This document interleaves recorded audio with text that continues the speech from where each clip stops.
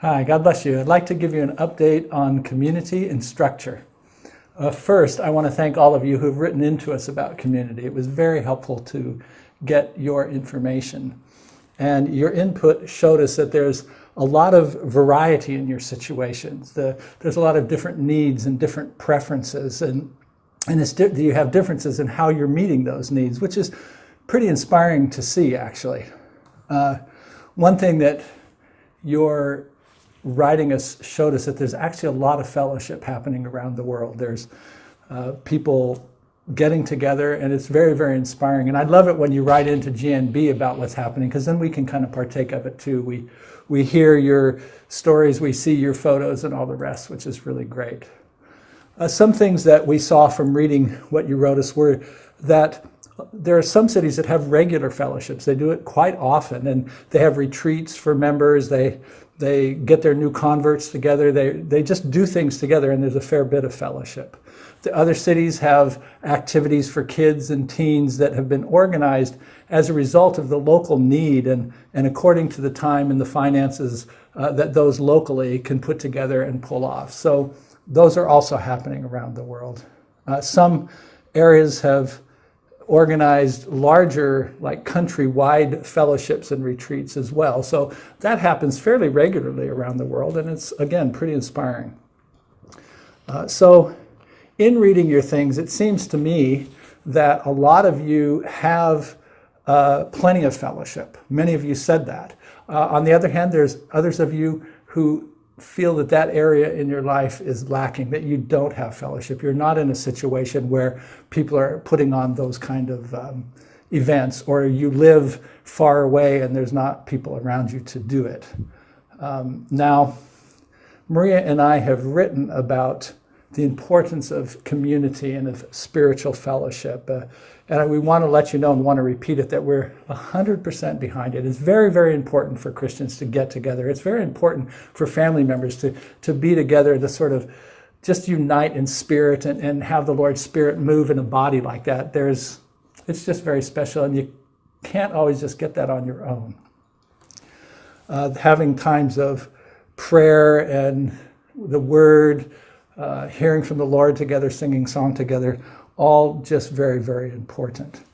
Scripture says to not forsake the assembling of ourselves together. It says how good and how pleasant it is for the brethren to dwell together. So the Bible talks about it. You and I both know that it's a blessing when it happens, and we're very behind it.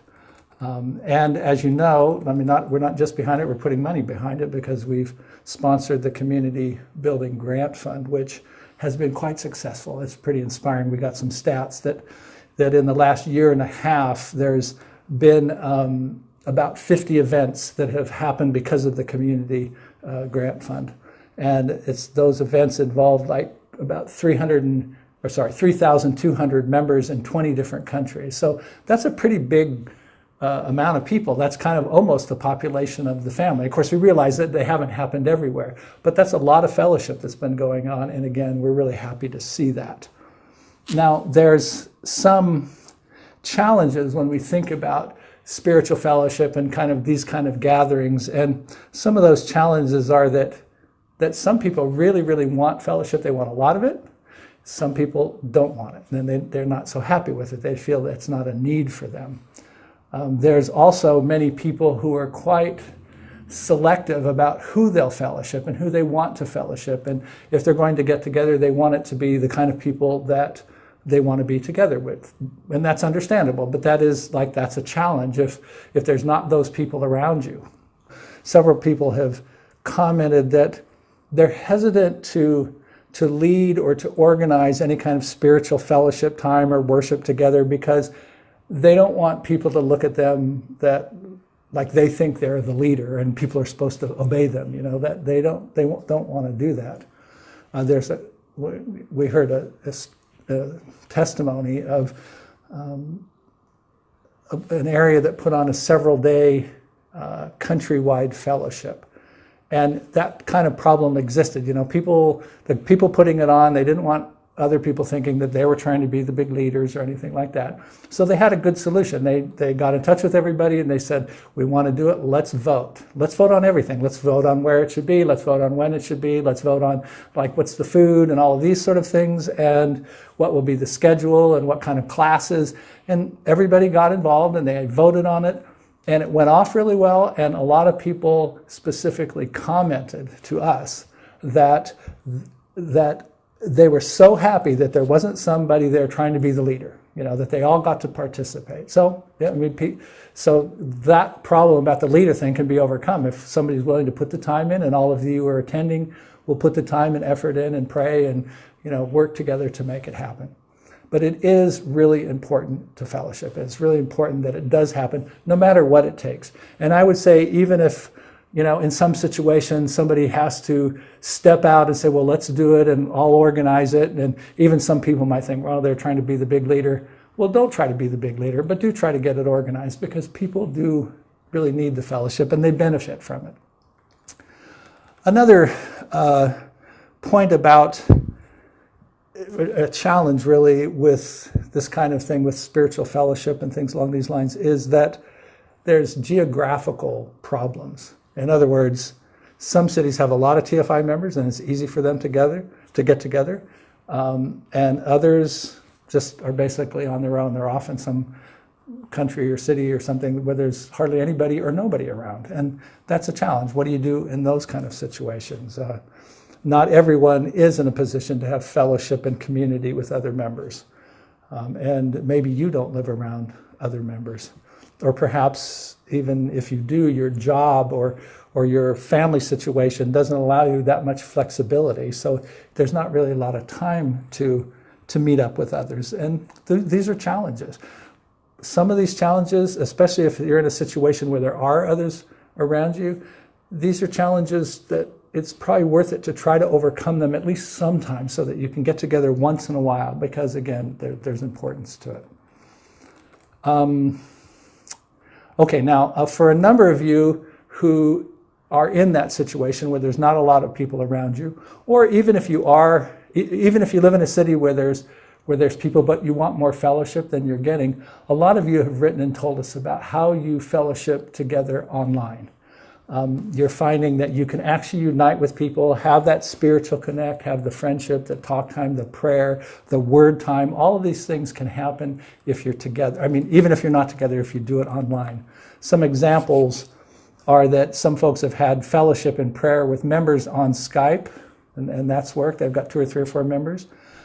Somebody wrote about having devotions with their virtual home. There are 6 or 7 people who meet regularly online. They get on, they Skype in together. They have devotions a couple times a week. They sing songs, have communion, things like that. And you can actually do that. And you're not there physically, but you're there sort of physically, electronically, and you're seeing each other. And there's that fellowship and there's that interaction. And it's just about, if you can't be together, it's pretty darn close to being it's almost the same as being together physically. There's also like Facebook groups that are dedicated to spiritual fellowship. And there's several of those around, ranging from like 20 people to up to 500 or 600 people. So people, get on, they share what's going on in their lives, they share their stories, things like that. Very, very good way to do it as well. So several of you have said that online fellowship really is working for you. And that's a blessing. Others of you really want the physical fellowship, and that works for you when it can happen, and it's a blessing. And we could have more physical fellowship for sure if we were, if we all lived in one city and we were like the TFI megachurch. We could have, Marie and I could move there and we could have weekly sermons and everybody could come and we could have kids groups and we could do all of these things. But the fact of the matter is we're 4,000 people living in 80 different countries. And in some cases, you might be able to get together quite often and have like a church and do that. And there would be not only would there be nothing wrong with it, it would be a good thing. Get together, work together, fellowship together. But many of us wouldn't be able to be in that situation because we live off in places where there's very few people. So really you kind of have to find what works for you. And most of all, fellowship you're going to have to sort of create it, whether it's online for you or you're hooking up with somebody else's sort of situation online, or if it's a physical fellowship in your city. It takes initiative. It takes initiative on your part to either join or to invite others, or to go to physical fellowships, or to create them by having them at your house or at a park or something near you. Yeah, somebody has to actually do it, and if you really need it, you should try to do it, because you can actually make it happen. Now, when it comes to physical fellowships, there are some options. You can find fellowship with other TFI members in your area if there are some.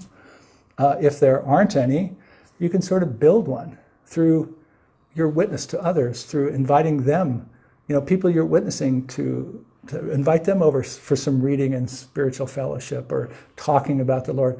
Or if you've led a few people to the Lord, well, start having a weekly get together, meet in a cafe, or have them come over for dinner and read the Word together, maybe teach them a song or two, or just listen to some songs and talk about the Lord and pray together, or have prayer for each other. And that's the beginning of a fellowship. That's a beginning of a church. And you can do that, just you. You don't need a lot of people. You don't need super inspirationalists. You don't need anything but God, His Spirit, and His Word. Just have them come over and read a couple chapters of the Bible together and talk about them. Pray together. Ask them, do they need help? Do they need prayer for anything? Are they having troubles in their lives?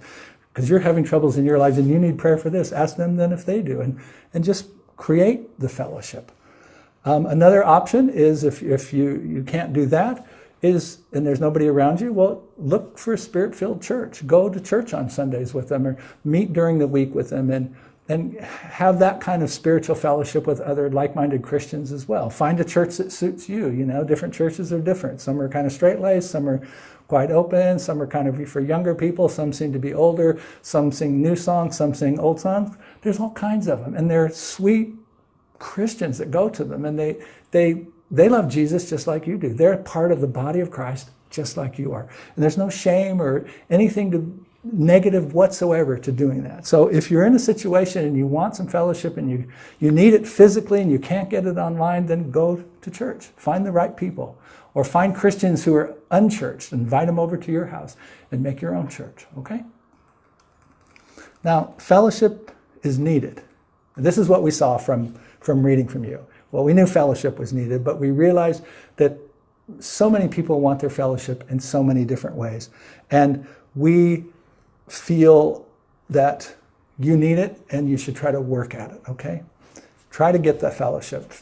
I've given you some ideas that other people have given us, and pray about it and ask the Lord how to do it, okay? Now, another point is there's a bit of a differentiation between friendship and spiritual fellowship. You can get together with family members and that's friendship time. You have a beer, you go someplace, you watch a movie, you play soccer, and all that's really good, and it's actually important. It's nice to have friends that you can kind of let your hair down with and talk with, etc. But also spiritual fellowship, a time to actually know that you're coming together and you're going to pray together, you're going to be accountable to each other for your spiritual walk, or those kind of things. That's all also really important. Now, the two, the friendship and the spiritual fellowship, can be blended together. It does work. But often when you get into sort of the friendship side, it's a little hard to switch gears over to the spiritual fellowship side. So you're going to have to kind of think that through and, decide some way to make that happen. Otherwise, you have a few beers, you have a little talk, pretty soon the night's over and you're gone, and you didn't really have prayer or the spiritual side together. So please try to work that in. They're both important. Now, some folks find that when they want to have like a friendship, like a bigger gathering, but they also want to have spiritual fellowship, that they don't know quite how to do that because, they're not always sure where everybody's at who comes to their barbecue. They don't know if some of the people are members, or they don't know if people, even if they are, if they want to pray together or what. And it's kind of uncomfortable, and so usually what happens, it's just the friendship side. But this one SGA said that what she found worked is to tell people, okay, hey, look, lunch starts at 1:00. That's when the personal, individual friends and things like the friendship time starts. But at 12:00, we have prayer and communion. So, you know, people who aren't really interested in coming for the prayer and communion, they just come at 1 o'clock. And the people who want the other come early. And I thought that was a pretty good solution to that. And it kind of supplies everybody's needs. Those who want the one and also the needs of those who don't want the spiritual fellowship. So that works pretty good. Okay, so fellowship is important. Community is important. Please work on it, okay? Please try. Okay, now I'd like to talk for just a minute on structure. As you know, we don't have structure like at the moment. To have it, there's certain things or certain practical points that are important to consider as we think about this and as we decide about what we're going to do about structure in the future. When I'm talking about structure, I'm talking about like organizational structure for both supplying leadership and supplying, like facilitators or whatever for community. But some of these practical points, and again, we've gotten this from many of the things that you've written, is that we're unsure exactly what people would like to have when it comes to, quote, leadership or facilitators or things like that. There's not a consensus. You know, some people really want it. They want people to sort of help them to get things going and this, that, and the other. And other people are just like, whoa, you know, we've had that for a long time. We really are happy being able to make, you know, to do it how we feel and to work together with our friends and just do it without anybody coming in and telling us or prodding us or anything like that. So we're not exactly sure what people really want. We do know that people don't want other people telling them what to do. And we kind of don't want that either. And that wouldn't be our thinking for leadership, but that could happen. And so we're a little cautious on that side too.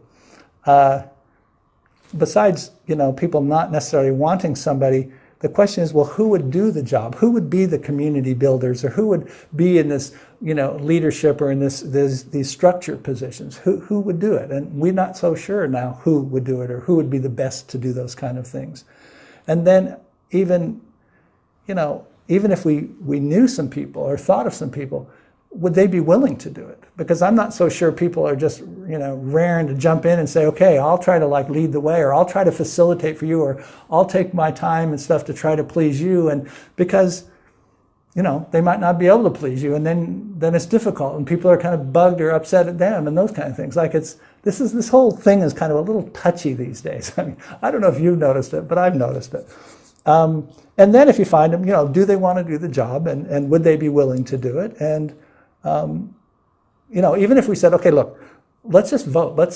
You can nominate some people. We'll vote for those people. Let's do a vote. Well, how do you know that person would even be willing? And even if they were willing, and even if we could vote, there's the problem of we just don't really have a lot of finances right now. And having people in all the cities or all the countries, those things take people's time, and they need to be compensated for it because they're taking time probably away from their work or from the other things that they would be doing. And we just honestly, right at this point, don't have that kind of money to set this kind of structure up. So a number of you have written and said that you would really like both structure and community provided for you. You know, sort of, here it is. The you know, TFI sort of supplies these things because that you want that because, you know, when it exists, it does things for you. But you know, and we've just come to the conclusion after prayer and really seeking the Lord about it, that it's really not the time to institute a leadership facilitation structure or to set up some sort of like fellowship building structure from the international level. It's just not the time. The Lord was pretty specific about it, and he said, no, now is not the time. Now, in saying now is not the time doesn't mean never is going to be the time. It's just right now, it's not the time. And these things that I've talked about, the different possibilities, the different ways that people want different things, they look at it differently. You know, somebody really wants fellowship, somebody really doesn't. Somebody really wants like leadership and things like that. Other people really, really don't. So there's not a consensus. And, you know, if we try to institute that, some people are happy, some people are unhappy. Some people are really happy, some people are really unhappy. So we have to wait for the Lord's time. And when he tells us now is not the time, honestly, we believe him.